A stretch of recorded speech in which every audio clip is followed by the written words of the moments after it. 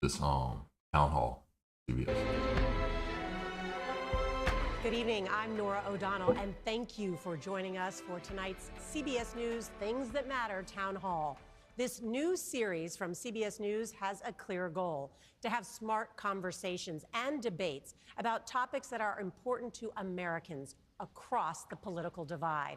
Those issues are often the hardest to talk about, and that is exactly the point. Tonight, we're going to discuss rising prices in America, fallout from the Epstein files, the administration's immigration crackdown, and the state of the Democratic Party.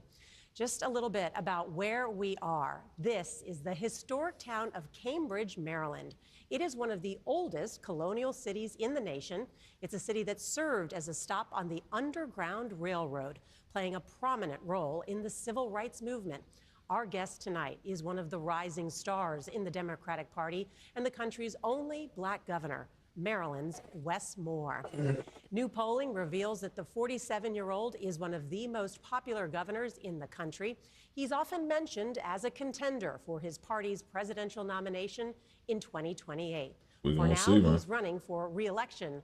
Governor Moore, welcome, and thank you for being here. So great to be with you, and happy to have you in Maryland. Well, glad to be here with so many great people here from Maryland. Thank you for welcoming us here. Thank you. You know, Governor, Monday is President's Day. That is a holiday rooted in George Washington's birthday and now a celebration of American presidents. So let's start there. Governor Moore, where does Donald Trump fit in that history? How do you think Donald Trump's presidency will be remembered? Well, first, I just want to say thank you. Thank you for being here in Maryland. This is, especially in Cambridge, this is a special place. And you know, I'm not a presidential historian. I'm not even a traditional politician. I don't come from a political family or a political background. I watched my dad die in front of me when I was 3 years old. I had handcuffs on my wrist by the time I was 11. My mom got her first job that gave her benefits after my dad died when I was 14. And I come from a family, frankly, that's used to suffering the consequences of policies and not used to making them. So I don't have an answer as to where I would rank the president. That's real. At least in some aspect of saying, you know, that's the average story of somebody instead of a family legacy. Or my great-great-granddaddy served and I decided to serve because my daddy served and my granddaddy served. Like that's kind of real. Like he didn't come from the cloth of wealth, but hey, he's governor. I can tell you the reality, though. I can tell you the reality that we are seeing inside of the state of Maryland. And it's troubling that we have seen that over the past year, we have seen how beef is now up 19%. That energy is up 13%. Okay. And that's not in Maryland, that's around the country. Yeah. We have seen an administration that is choosing to use the Constitution like it's a suggestion box. That we are watching how basic civil liberties are being trampled on.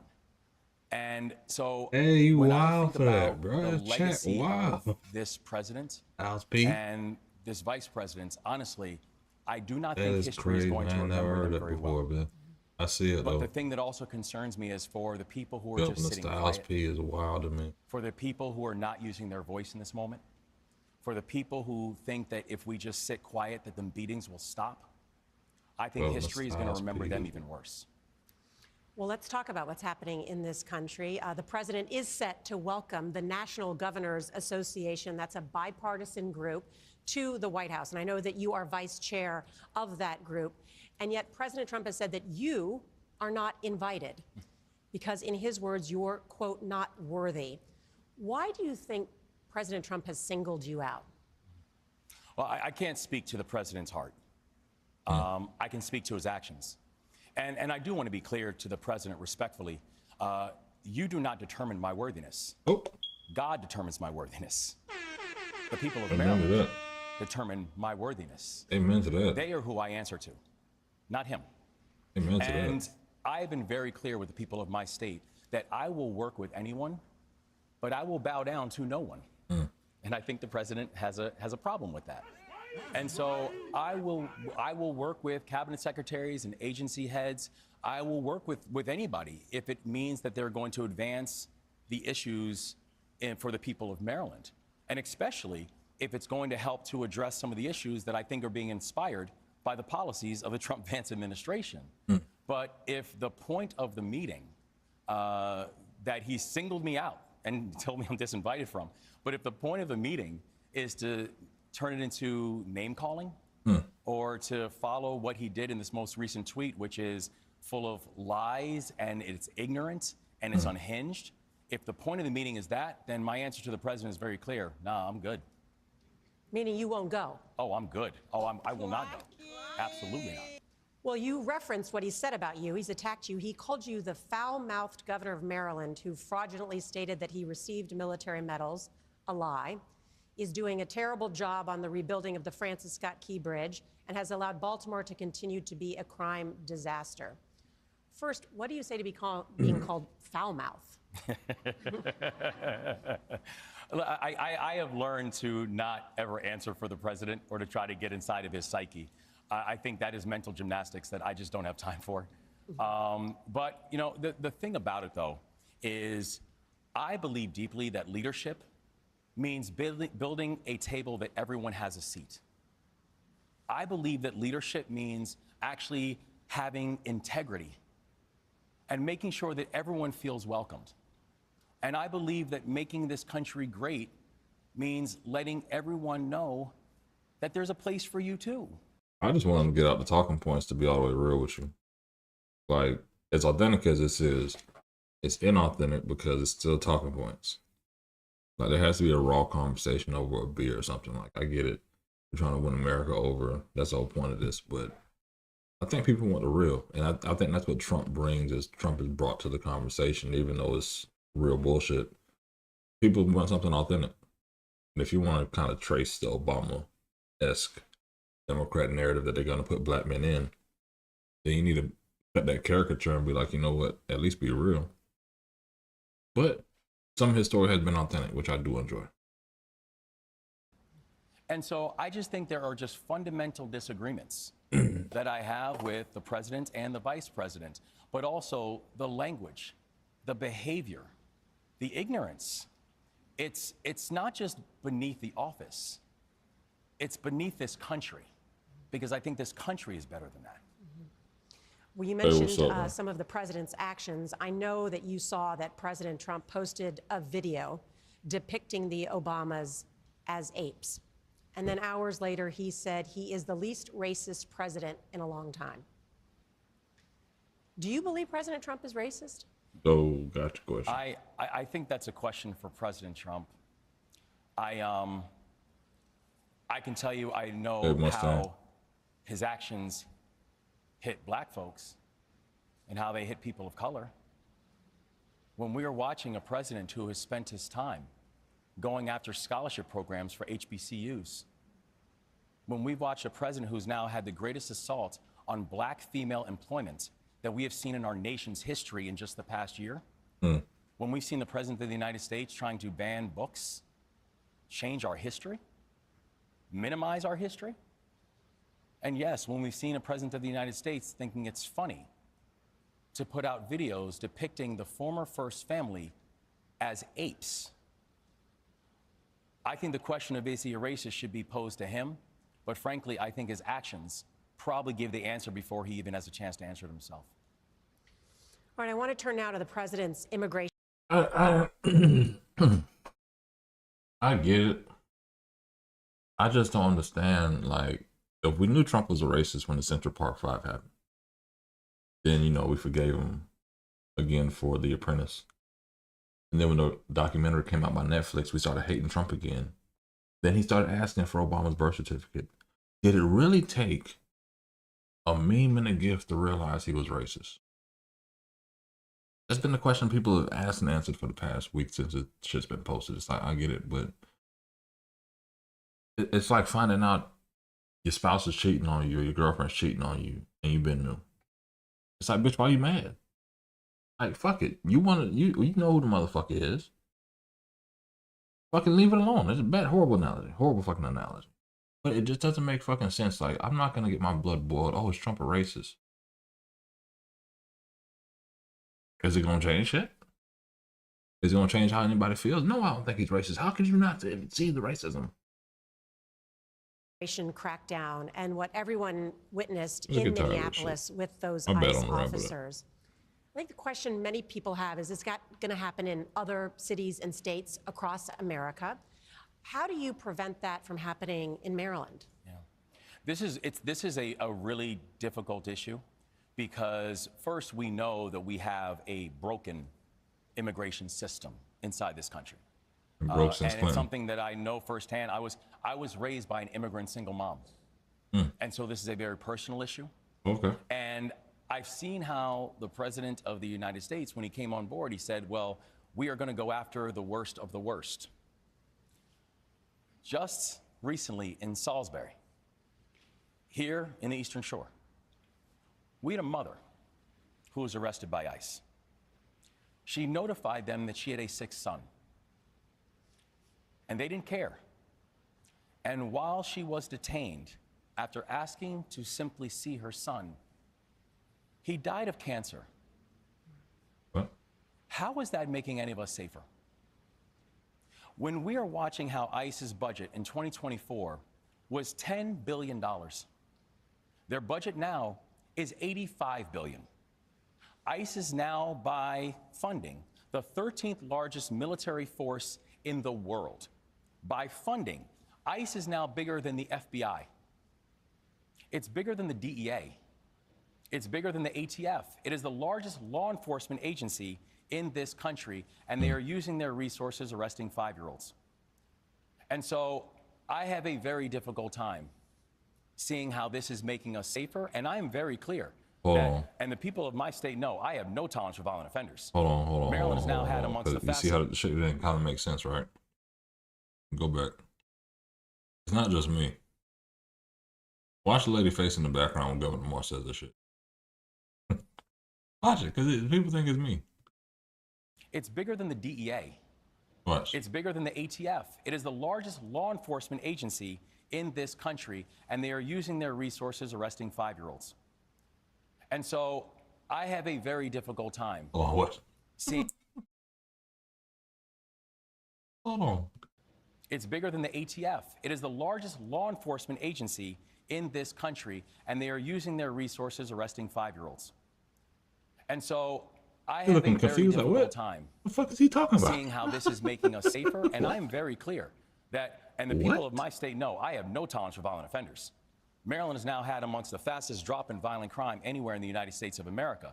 And our leaders, our law enforcement, will continue to cooperate with federal officials when it comes to violent offenders. I have no patience nor tolerance for it. However, if we are now see an organization that is putting agents into our communities who are untrained, unqualified, and unaccountable, then it's my responsibility to make sure that the people of my state are safe. Let's turn now to our first audience question of the night. Jim Six is a retired lawyer. He is a member of the Democratic Central Committee here in Dorchester County. Jim, I know you have a question. And for those who don't see, Jim has socks, which is the Maryland flag, the best flag in the United States of America. I don't know about that. But my question.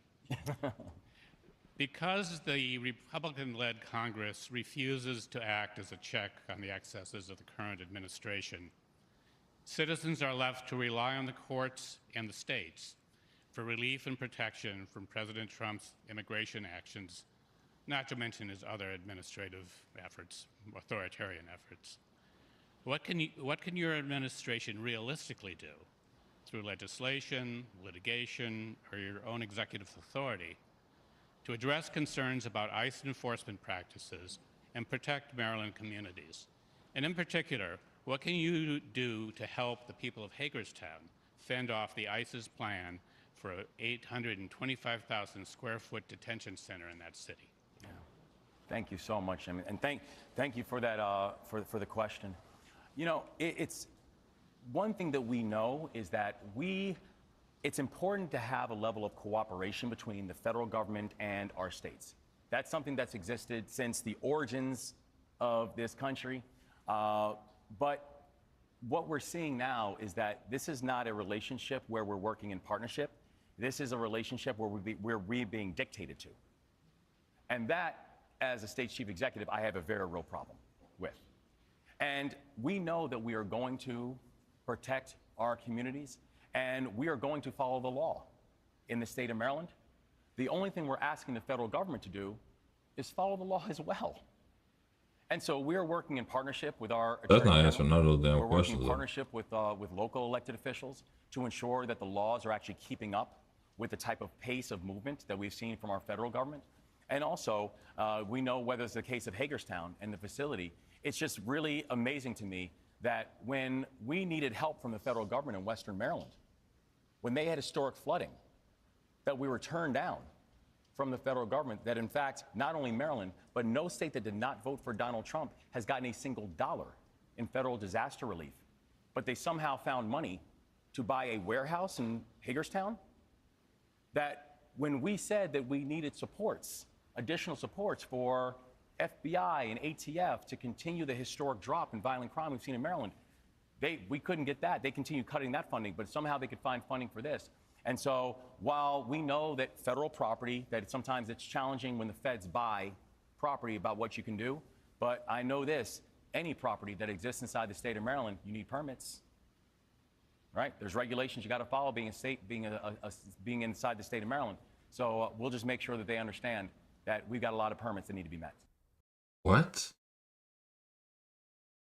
You can tell by the reporter face. What?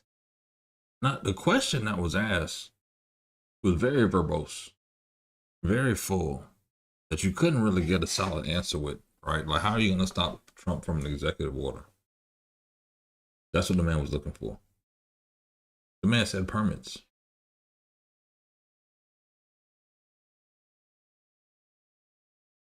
I want to continue the conversation about immigration because I think it is a very important one.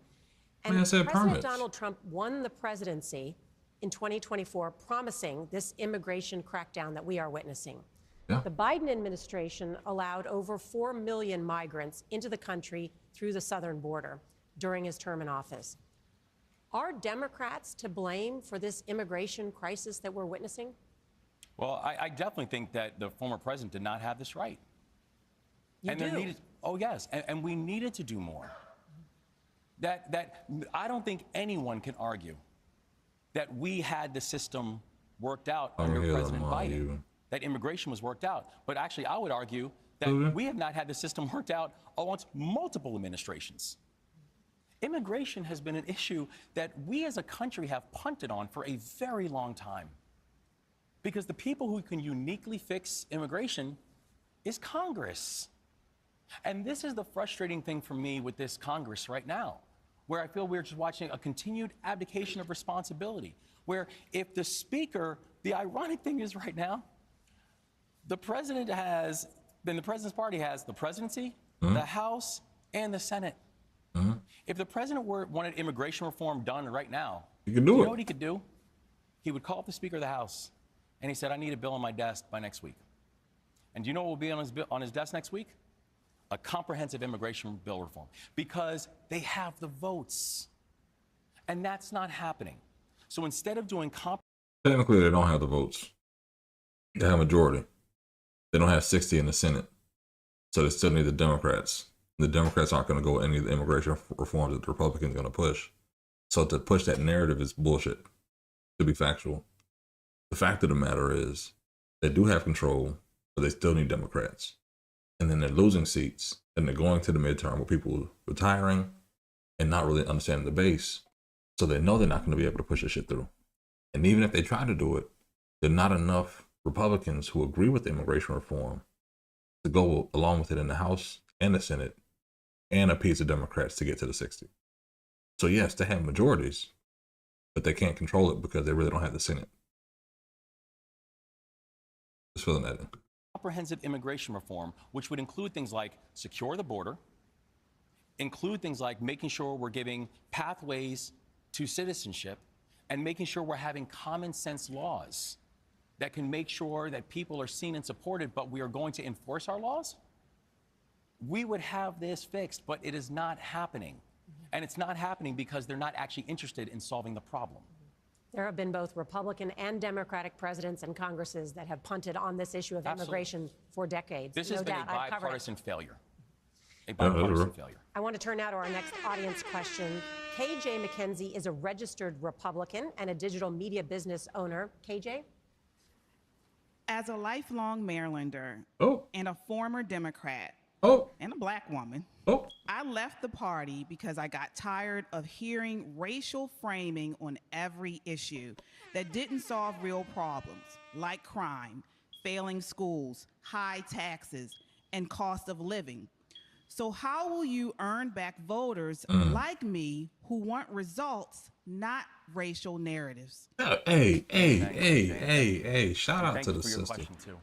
You know, I don't come from a political background. I don't have to answer the question, bro. It's true. When I remember, when I told my family that I was going to get ready to run for governor, I had members of my family who I had to convince to vote for me. And it's not because we're not cool, like we're cool. It's I had to convince some of my family to vote. Because that's just not our background. And the truth is that part of it is the challenge of party. Because I think if you ask members of my party, members of my family, which party has failed you when you think about the policies that have impacted my family, they couldn't tell you who was in charge. They couldn't tell you if it was a Democratic idea or a Republican idea. They just know it was a bad idea that hurt us. So I hear your frustration. No, you don't. And I think in this moment that the job of the Democratic Party is not to just energize the base. It's to enlarge it. It's to speak to everybody. How? I think about being here right now in Dorchester County. I lost Dorchester County by 14 points when I ran for governor. And this is my 17th time in Dorchester County since I have been the governor. And people say, you're spending a lot of time in Dorchester. There's a lot of Republicans. And I said, yeah, there are a lot of Marylanders. And that's all I need to know. If they're a Marylander, they're good with me, and we're going to keep showing up. And I think that's what people have to do. It's not about just how do you energize a base or give the party the red meat. It's about how do you focus on actually addressing the issues that people care about, like lowering costs, like giving people quality public education, the same reasons why I ran for governor. If you do that, you don't have an election problem. And we won't have people like you, KJ, who are wondering where your political home is, because you'll go to the people that are delivering results. That did not answer the fucking question. And that's the bullshit politics I actually hate. And you can see it on the governor's face. It's like, bruh, the lady simply asked you, I left the Democratic Party because I got tired of the race baiting that the Democrats do, where everything the Republicans do is racist, with no answers on crime, no answers on education, no real answers or solutions, right? It's always point the finger, blame the other person with no real answers. And they're basically saying, oh, that's the boogeyman. Be scared of them. Vote for us because they're going to take it back to Jim Crow. They're going to take it back to slavery. This is the greatest election of your time, right? And because of that, you end up asking a good question that needed a solid answer. And these elected officials like the governor here bullshitted you. The only black governor in America just bullshitted this lady over nothing. Just tell her, like, you know what? Yes, the Democrats have a problem. The Democrats have a problem with race-based messaging. We have a problem trying to connect with people because we have a problem where we only want to make the opposite side an enemy, even though we work together. We party together. We vacation together. But we want you to be enemies. That's and the governor's lost 2 knots on my book tonight. Because I really fuck with Wes Moore. But this is some bullshit. Governor, can I follow up on that question from bullshit. KJ? Because I do think there's a fight in this country going on right now in terms of the direction of the Democratic Party and the direction of the country. And specifically here in Maryland and some other states, the question about redistricting or gerrymandering. You have backed a plan here in Maryland that would help Democrats win an additional seat in Congress. So how do you respond to members of your own party who say that is going to backfire both legally and politically? Well, first, I want to give context as to why I think this is important. I think this is important because, let's be clear, Donald Trump started this conversation when he started calling Texas and said, I need you to find me votes. And then it's Florida and North Carolina and Ohio and Missouri. And we're literally trying to watch. If you cannot win on the issue, so what do? You rig it. The deck. So the election then becomes preordained, and then you can have an opportunity to make that pain permanent. But if you do that here in Maryland, there's only one Republican district. Republicans won't have any representation in Congress. But for me, this is not about, are you going to fight for a seat? For me, this is about, are you going to fight for democracy? Are you going to fight to make sure that it's not Donald Trump who determines what our democracy looks like, that it's the people of Maryland who determine what our democracy looks like? And so that's why I ordered a Governor's Redistricting Advisory Commission, which was a bipartisan commission that met for months and listened to Marylanders. Every Marylander had a chance to make their voice heard. And they came back with recommendations. The House of Delegates debated it. They made adjustments, and then they took a vote. So what they did was they did their democratic duty. And so the only thing I'm asking for the Maryland Senate now, where the bill is with them, is debate it, discuss it, and do your democratic duty to vote. No matter how the vote goes, I'm good, because that's democracy. But what I'm not okay with is watching democracy die in the free state. That's not who we are. That's not what this is, for real. This is a competition with Gavin Newsom, a pissing contest to run for president. This is just going to be on the debate stage in 2028. So really what's happening here is, again, we already know California has the 5. California redrew their 5 to match Texas. Texas redraw got kicked out, so they can't use those maps in the court. California can use theirs in the court. Wes Moore sitting back thinking like, damn, we can help too, but we don't have enough congressional seats to redraw. It's not like you can redraw to say, okay, yeah, we need to create 5 more seats. You need 760,000 people to make up these congressional seats. So unless you're finding maybe 2-3 million immigrants, illegal voters, to move to Maryland, it's not happening, right? So a part of it is political gamesmanship to say, yeah, let's do it. But Wes Moore is also an outsider. He's an outsider of Maryland. He didn't come in through the legislative process, so essentially he's pushing this in. People kind of see it. You're in, you're out. You have 1 foot in this presidential race, 1 foot in the governor's office. And we don't think it's worth it, because the backlash of this is when the Republicans take control, they're going to fuck it up worse. That's just the overarching things. Like, you know what? If we overplay our hand, we're going to get fucked. And this is a move for you to have a chip against Gavin Newsom, but your 1 to his 5 still won't make a difference. But who am I? And so what they propose is something that's actually helping to make 6 of the 8 congressional districts more competitive. But more importantly, this is democracy. And I believe that democracy is always worth fighting for.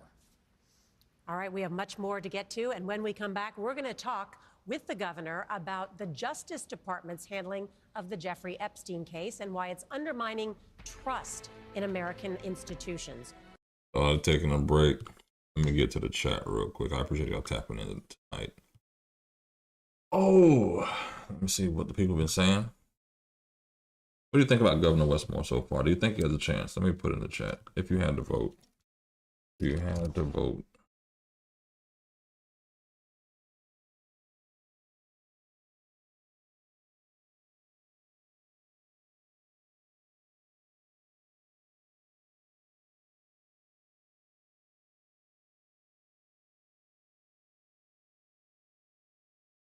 President, I'm gonna put Gavin Newsom in here. I'll put Wes Moore. I'll put my girl Jasmine Crockett in there.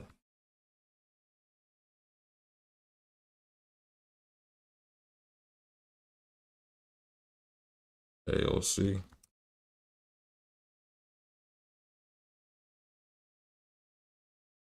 This is for the Democrats, of course. As I get to the chat, who would be the better nominee for president? Gavin Newsom, Wes Moore, Jasmine Crockett, AOC. Ooh, got Jasmine Crockett already taking the lead there. Let me get to some of this chat. People of color, I'm pro-life. That's what's up. This is a rude question in general. People of color, a rare breed.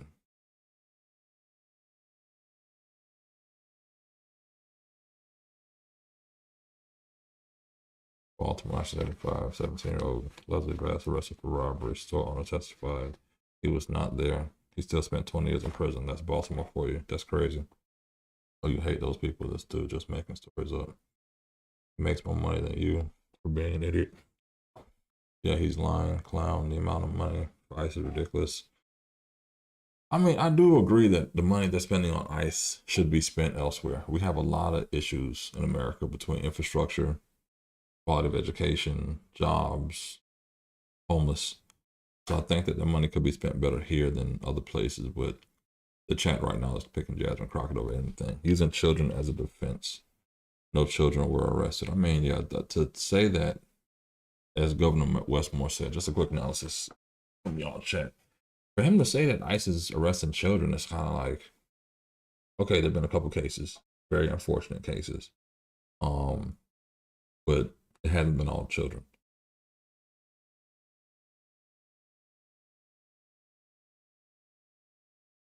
All kids, one kid. But I could hear the mind you. I don't know what that meant earlier when somebody said Trump is kicking Demon's ass. Trump is kicking his full diaper. What?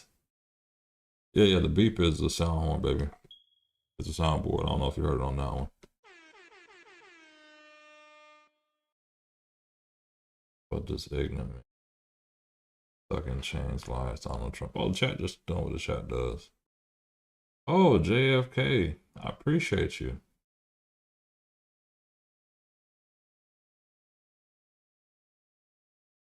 Listen, it's not me. I don't think, you know what? I like Jasmine Crockett. You can say what it is, but I think she may not win the primary, to be fair. But check the chat. I thought y'all were actually saying something, you know, for something. Let me go ahead and mute JFK. I appreciate you. Let me go ahead and mute you. Does it look like I'm gonna just remove you? How about that? Appreciate that. But let's get back to CBS and see what Governor Wes Moore. I'm not agree. You're watching a CBS News Things That Matter Town Hall. Oh, the bridge.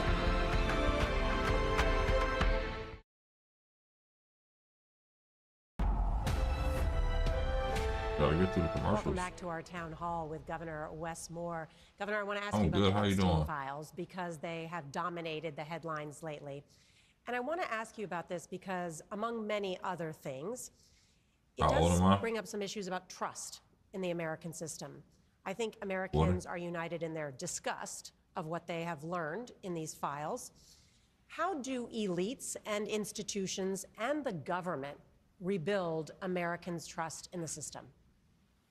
I think these files are sickening. And with every new piece of information that comes out, it's even more grotesque and offensive.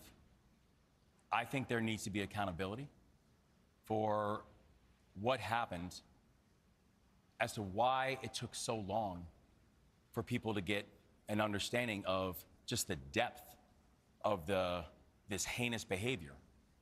And frankly, I think there needs to be accountability. I think part of the reason, I think there needs to be accountability for anybody who was in those files, and I do not care. I think if you are found guilty of doing these horrific things to these children, I do not care your background nor political affiliation. Justice has to be served. And justice has to be served for these little girls. The people who their lives have been shattered. And so I think part of the reason, part of the break of trust that people have is they're like, we've known about these things for a long period of time. Facts. And how many people have gone to jail for it? How many people have been arrested? A woman, Ghislaine Maxwell. One person. How many people have even been questioned? So I understand the frustration. I have it too. Because the lack of accountability, the lack of transparency, and frankly, the lack of justice that we have seen from this has been staggering. And so I stand with the many, many Americans who say there needs to be accountability for what happened to these children. And I don't care where it leads, and I don't care who is responsible. If you are a person who's found guilty of these heinous actions, you must meet justice. All right, I want to ask you about something you signed, this piece of legislation called the VAX Act, which you said was a direct response to the Trump administration's efforts to undermine trust in vaccines. On that note, let's bring in our next audience questioner, Jennifer Coleman. Jennifer, I know you have a question. Thank you. Hi, Jennifer. Hi, thank you for coming and talking with us today. Yes, ma'am. As a parent and a healthcare provider, I'm concerned about mandated vaccines. As you know, the CDC has changed its guidelines when it comes to hepatitis B and the meningococcal vaccines. Will Maryland require those for kids to attend school and college? And what does it mean for families who refuse? Thank you so much, Jennifer, and thank you for the question. And you know, when you look at the VAX Act, the reason that we did it is not about a mandating of vaccines. Really what it is saying, though, is that we want to make sure that our parents have information. We want to make sure that if they choose to get the vaccines, that it is accessible. And also what we're doing is we're working with our insurance providers to making sure that it is covered by insurance. Because a parent's financial situation should not determine whether or not they can get their children vaccines that they deem to be necessary or important. And for the VAX Act, you know, part of the reason why we introduced that bill was I was watching what was happening on the federal level. I was watching how we were no longer watching vaccine policy that was being led by science, that they were being led by opinions, that I was not watching vaccine policies that were being led by data, they were being led by conspiracy theories. And so what we basically said with the VAX Act is, well, what we said with the VAX Act is we just want to decouple off of the federal guidelines. Let the parents choose. Let the parents be able to identify. Let Marylanders choose, because our vaccine policies in our state should be led by science and not by conspiracy theories. And so that's really what the VAX Act does. It just allows us to decouple from the federal side and give more choice and optionality to our families. Another focus of your administration has been helping young men and boys who, by many measures, are falling behind nationwide. Which leads me to the next audience question. Curtis Valentine, he is the president of the Male Educator Network and Policy Institute and chairman of Real Men Teach. Curtis, thanks for being here. Thank you. Recently, your administration invested $19 million in an effort to provide more opportunities for men to become school teachers. As someone who's a former middle school teacher and a member of the school board for the second largest district in this country, I can affirm the research, the impact that men have on their students both in and out of schools. What else can your administration do to pull young men out of this crisis we're seeing in Maryland and around the country? Thank you, Curtis, and thanks for your leadership, too. You know, part of the reason why I wanted to put a clear focus on young men and boys was both, as you mentioned, Nora, the data is just so clear.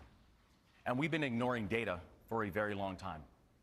When we're looking at everything from suicide rates. Yep, talk about it. When we're looking at the job placement and job growth. When we're looking at reading levels. Come on now. We are watching how young boys have continued to fall off. And I remember when I first brought it up, you know, there was a lot of controversy behind it. And people were saying, well, does this mean you're not going to support young girls? I said, no. What we're saying is this: we are going to support our young women and girls. But if you really want to support your young women and girls, make sure we have strong men and boys in society too. Come on, man. That you got to make sure you're lifting up both intentionally. And so we did. We focused on things like putting more male mentors inside a classroom and more male teachers. That we focused on things like making sure that homes of worship were involved inside of this conversation, and we're creating new opportunities. We made Maryland the first state in the country that now has a service year option for all of our high school graduates, many of them young boys. That I signed the largest mass pardon in the history of the United States of America when I pardoned over 175,000 misdemeanor cannabis convictions in the stroke of a pen, much of that benefiting and supporting young men who were finding themselves completely wiped out of a job market for a misdemeanor cannabis conviction from the 1990s. And so by putting a very intentional focus on our young men and boys, we have seen how not only has that helped to drive the improvements that we're seeing in Maryland, we have been able to cut the teacher vacancy rate in half in the state of Maryland since I've been the governor. Much of those have been men entering into the teaching force. That we've been able to see graduation rates spike. That we're now watching how in most grades in Maryland, essentially every grade in Maryland, both reading and mathematics are up, and our early childhood reading has jumped 20 states in 2 years. I'm a big believer, because I've seen it in my own life as a person who was raised by an immigrant single mom, that my mother could do a whole lot to help and support me and lift me. She couldn't teach me how to be a man. The same thing for my daughter. I love my daughter with my whole heart. There are just certain nuances I can't teach her about how to be a woman. My wife has to do that. Her aunts, her grandmothers, her friends, that's going to be something that they are going to be uniquely able and capable to do. So I just want to make sure that all of our young boys, no matter their situation, that they can get the same kind of supports that I got and you got, because that will help them turn into not just good and decent, but contributing men. All right, Governor, thank you. And I got to go back to that. That's very powerful, because a lot of issues fall on the wayside. I know in Florida we have like the study of Black boys and men, right? And for years they talked about it, 10 plus years, and do study after study after study and all these things that we should do. And it gets kind of old because there's never an implementation stage of like, here's what's actually happening. I'm happy to see the governor actually doing those things, because I do think that male teachers play a role. My wife's an educator, and I do hear and see the different things that happen between fights and things of that nature. But also my other friends that were in the field, male that left the education field, between pay, dealing with the attitudes of the kids, dealing with the fact that parents don't really get involved with their kids at all, to just understand that a lot of these kids post-pandemic are really on the spectrum, right? So I don't want to say the R word. So all put together, it's a hassle. It's painful to go into the classroom, but then you can't just give up on the kids. You can't just give up on, overall, not just Black men or Black kids, but white kids too. And I think, honestly, sidebar here, I think social media plays a major role in this. Like, I tell my homies all the time, like middle school and high school, we were sheltered where the finest chicks were the ones that we went to school with or we seen in the mall randomly, right? Now it's to a point of, there's so many beautiful women across the world, we'd be like, damn, if this ugly chick at school don't want to fuck with me, it's okay. I got 30 bad bitches I can look at online, right? Just, different mindset. But then it's also the comparison game, the money game, the everything, to where a lot of these kids are depressed, and then they know how to do social media, but they don't know the basics.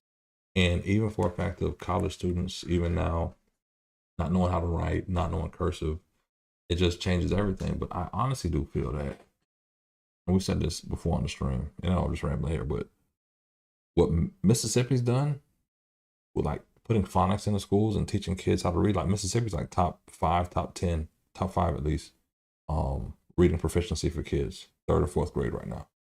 And it's because they went back to the basics.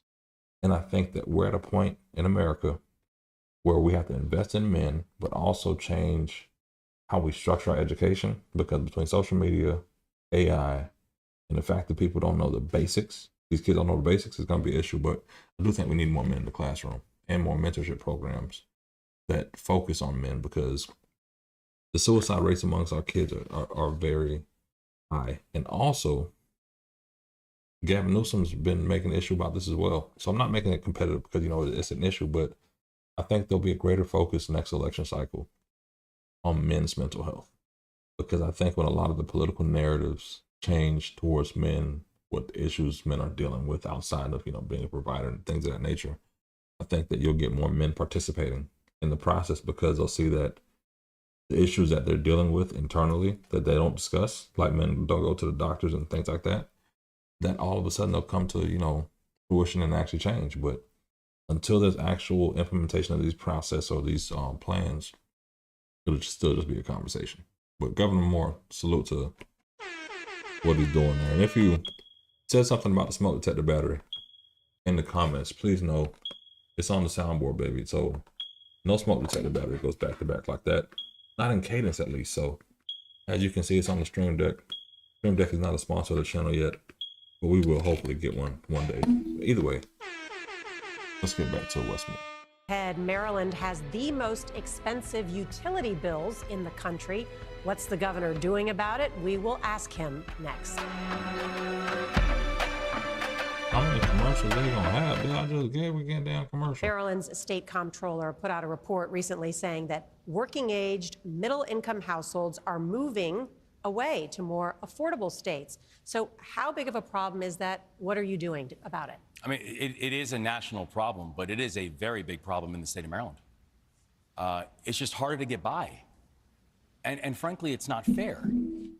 When I'm watching 37% of young Marylanders say that they would consider leaving the state for one reason: housing costs. When I'm watching people who are saying, I don't understand how my energy bill went from $250 to $800, it's not fair to them. And I know, you know, it's you know, I think about my mom. You know, I look at the situation that we grew up in. Like, I didn't grow up from a family of, you know, of wealth.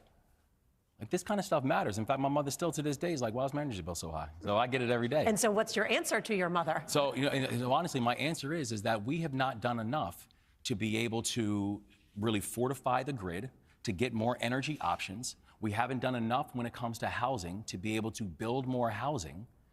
And so the solutions that we have put on board, you know, when it comes to things like energy, you know, we've provided last year $200 million in rebates to Marylanders to make sure we're putting more money back in their pocket. You mentioned it. I mean, the rising cost of energy, it's a problem across America. But in your state, Maryland was the most expensive state for utilities. Grayson Miller is here from Johns Hopkins University College Democrats, and he has a question on that topic for you. Grayson? Hi, Governor. Thank you for being here.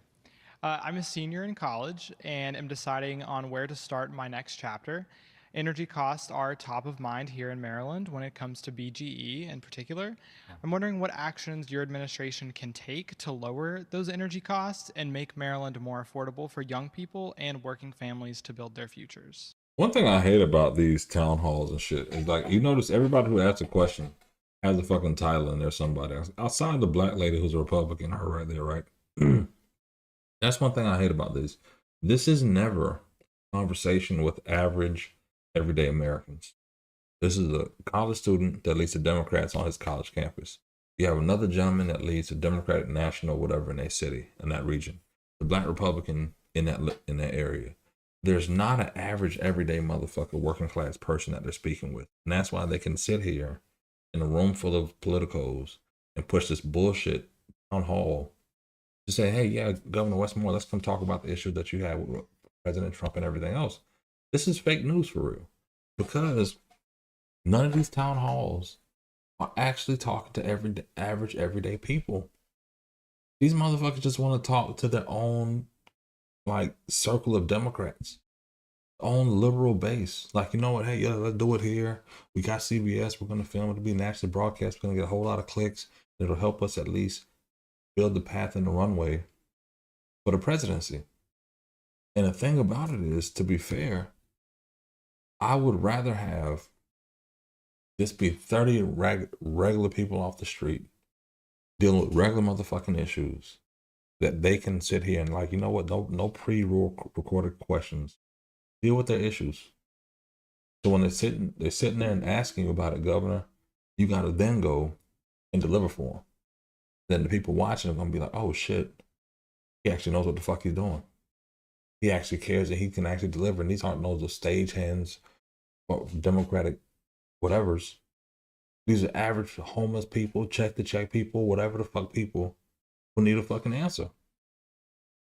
That's all. That's what I hate about these shits. And both parties do it. It's just sickening after a while. It's like, bruh, nobody in America relates to this guy. Well, first, Grayson, it's great to be with you. And the first thing I'm gonna tell you is, yes, you need to stay in Maryland because we need you here. And we're very, very proud of you. You know, I actually just recently led a delegation of both Democratic and Republican governors to the White House. And where Democrats and Republican governors were working together with the administration.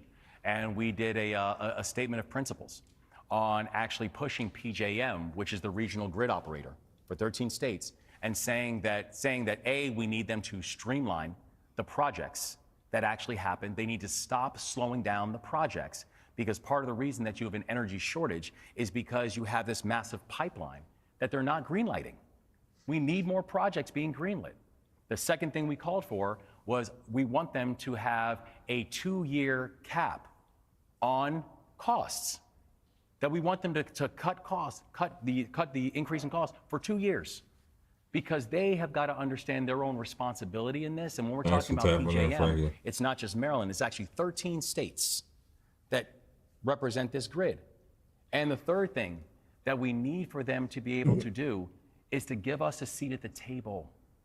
Because right now, a lot of these decisions are being made about what energy projects get greenlit, about where the power lines go and all that stuff.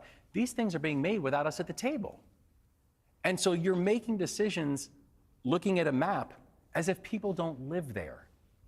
And so we had a very, very real and bipartisan asks for PJM to be able to help to address this issue, because I know there is nothing that we will not do to make sure we are driving down costs here in the state of Maryland, because we want you and we need you here. I'm joined now by Republican know that Congressman so Thomas much of these things that are happening, we're going to need support from both our federal and we're going to need support from our regional partners as well in order to make those things happen. Grayson, great question. And when we come back, we're going to ask the governor if he's planning to run for president. Let's get forward on that. Back to our town hall. Governor, I know you are focused on running for re-election as governor, but would you ever consider running for president? No. I'm excited about my job. I'm excited about the work that we're doing. I'm asking everybody here for their vote in November. And you know, and I can say that with a very real deal of comfort. Because I remember... Because you can't tell people that you're running for president when you're running for re-election right now. Because the people look like, well, shit, if you're running for re-election, just run for president. We don't want you to be governor. We don't want you to be a 2-year governor. So you have to be fake enough to be like, yeah, you know what, right now, I'm not doing it. I'm focused on the election at hand, right? This is the reality. This is politics. So they're going to focus there. And after he wins in November, if he wins in November, then all of a sudden, the momentum towards 2028 will go. Look what we've done. You know what? 6 months later, Maryland, I thought about it. They got to get in within that 24 to 18 month window before the next the presidential race, right? 2028. So all of a sudden, you're sitting there thinking, I know I promised y'all during that town hall in the county I lost by 15 points that I wasn't going to run, but guess what? I have to fight for democracy. So Maryland, be with me. I didn't lie to you. It wasn't you, it was me. Excuse me, I burped in your face. I blew it to the side though. That's that smoothie. That strawberry banana. Taste it. Oh. But that's what's gonna happen here. And the governor's gonna sit back and honestly say to him, yeah, situation changed. Now I gotta run for president. And the people in Maryland are gonna be stuck. When one of my mentors, Elijah Cummings, when he passed away, and there are people who were close to Elijah who contacted me and they knew about our relationship and they said, we really think you should consider running for Congress and running for his seat. And I told him I thought about it and I prayed on it, but I was like, that's not what I want to do. And so you're saying you're never going to run for president? Yeah, so like when they started talking about that, I said that there was nothing that anyone could say to me to make me do it.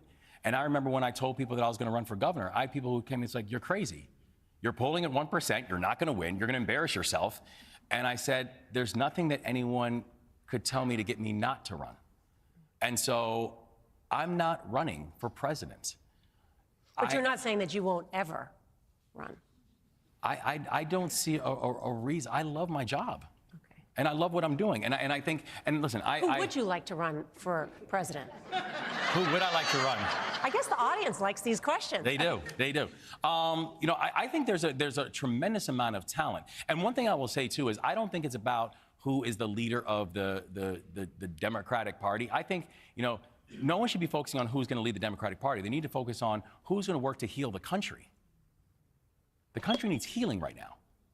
And we need a leader who's going to be future-facing and to be hopeful and actually have results to show. So I appreciate the fact that people are looking at the fact that Maryland has, you know, that we have amongst the fastest drops in crime rates anywhere in this country, that we've gone from 43rd in the country to unemployment to now having an unemployment rate that's consistently below the national average, that we've been able to raise minimum wages, that we've been able to make sure we're getting young people employed and have the first time in the country you have a targeted effort to address the issue of child poverty, and people are paying attention to that.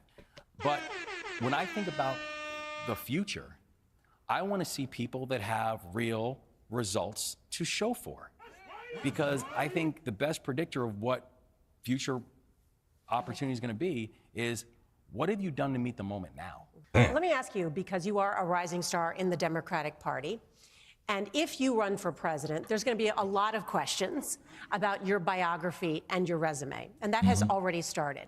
The conservative outlet, the Washington Free Beacon, has published a number of stories.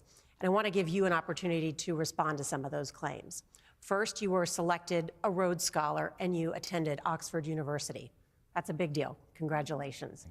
But Oxford says it does not have a copy of your thesis. Did you submit it? Any idea why it's missing? I think Oxford has said that I have completed my degree. There is no denying that. And that I received a master's degree at Oxford University in international relations after being the first African-American Rhodes Scholar in the history of Johns Hopkins University. And so there is no denying that. And listen, I think about this in this frame. If there's a couple things that the people of this state know about me, it's that I'm a person of honor and integrity. I take that very seriously. I was raised right by my family, and I was trained right by the Army. And so when I'm watching this game of politics, and frankly, this is what I think people hate about politics so much. It's this politics of personal destruction, where as a person who has nothing, neither to be ashamed of or nothing to exaggerate about my life, that this is the thing that conservative right-wing blogs want to attack, particularly when it's something that Oxford University has verified already. This is the thing I think people hate about politics, and the thing that I think we have to get away from, because the people of my state know if I said it, I meant it. And there is never a question about my integrity. They are also raising questions, and I want to give you the opportunity to respond to it. It's something you wrote about in your book. You talk about on the campaign stump that your great-grandfather was run out of South Carolina in the 1920s by the KKK. The Free Beacon is casting doubt on that with church records. Can you address that? I mean, the same right-wing blog? I can address the fact that I'm the grandson of someone who was born in South Carolina. And when he was just a child, the Ku Klux Klan ran my family out. And not out of South Carolina. They ran them out of the United States of America, and they went to Jamaica. And much of my family has always said they would never come back to this country. It's the reason why my mom right now, as we speak, is in Jamaica, and she's visiting with family members. But my grandfather came back to this country. He got his degree from Lincoln University and HBCU in Pennsylvania. He became a minister, just like his father. and he became the first black minister in the history of the Dutch Reformed Church. I know my family's history. So if some blog has a question about the Klan's history, maybe they should ask the Ku Klux Klan. Oh. This was very like softball. I hate these kind of conversations where you realize just through the naming of the people asking the questions that these are all elected Democratic operatives within the Democratic Party. Because to be chair of any of these organizations, you have to be elected by the Democrats that are registered to vote in these organizations. Cool, right? But all put together, these shouldn't be, I think these conversations would be better if they're more authentic with average everyday people, instead of the elected Democratic operatives and politicos that are sitting here asking loaded questions to the governor or whoever just to get everything back. But, you know, it is what it is. And